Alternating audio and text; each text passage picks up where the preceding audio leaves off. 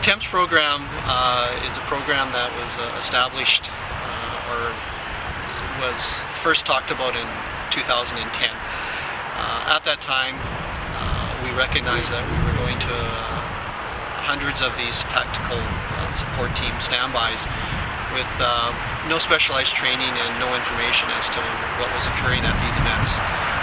In discussions with the Winnipeg Police Service, we decided we would do some research and development of a program that trained advanced care paramedics in police tactics.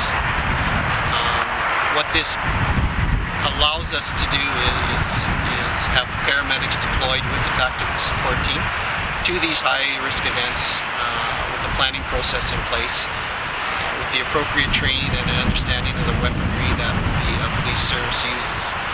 What this does is this allows us to provide care based on the type of injuries potentially from those types of weapons.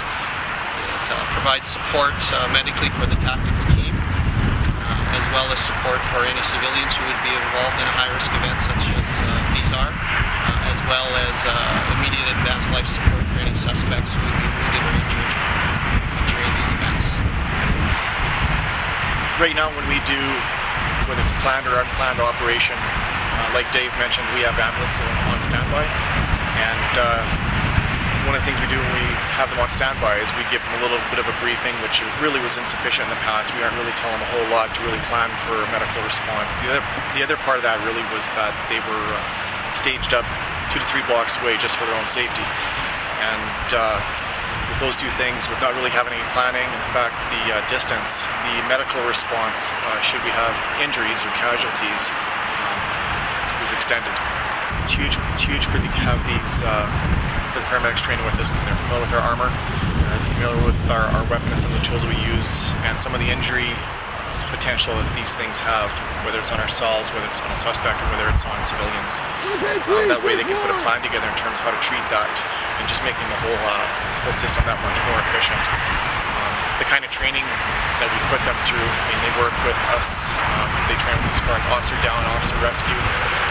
They train with our canine unit. As a TAC team, we work closely with the canine guys, with the dogs. So we've actually put the paramedics through a canine first aid course to help treat the dogs. The dogs put their necks out for us. At least we do is get some training in place to maybe help them. They train with our bomb unit, so they know how to get that bomb suit off.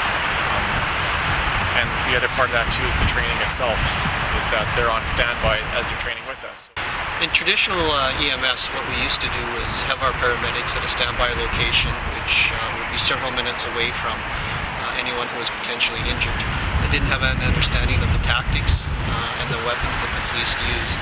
So we were at a real disadvantage as far as treatment goes, and it was a disadvantage both to the tactical support team and their ability to receive appropriate treatment, as well as any civilians or suspects who may have been injured. So what this program does is it changes the dynamic of how we respond to these types of calls. It gives us the ability to be deployed to the inner perimeter. With the specialized training, the comfort level is much different than it is in traditional EMS. In our current day-to-day operations, we work very closely with the police already. So this allows a closer working relationship with the specialty unit. We're looking forward to this being the basis for many more joint ventures in the future. So now that you're part of this team, what's a typical day? Has it changed? No, it hasn't. It's still the usual spectrum of calls, anything from sick infants to heart attacks to strokes. And now, in addition to that, we're also made available for high-risk situations where the tactical support team is called out.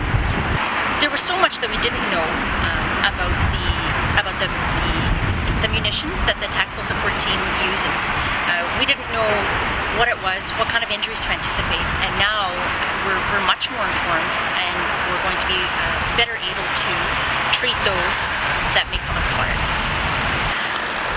For me, the most important thing that I could emphasize for the citizens of Winnipeg is to let them know that they can be assured that we have 2 emergency response departments that have worked very well together, that have integrated 2 specialized units into one, and now we have the ability to respond to high-risk events that increases the safety not only for the members of our departments, but civilians, citizens, and suspects who may be involved in these events.